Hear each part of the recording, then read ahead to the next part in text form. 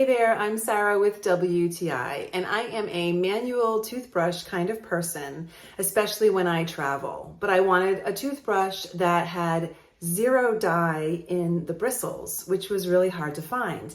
But when I found these toothbrushes from Jordan, the Green Clean manual toothbrush, I was really excited because not only are the bristles without dye, they're bio-based. They're made from castor oil plants. And the toothbrush itself is made from 100% recycled materials. They have a soft bristle feel, so they're soft but effective, not too soft. And I love the fact that they come with a 4-pack of different colors so I can share them with my family. So if you too are looking for a manual toothbrush that is effective but soft on your teeth and gums and that has zero dyes in the bristles, then you can't go wrong with this set of toothbrushes from Jordan.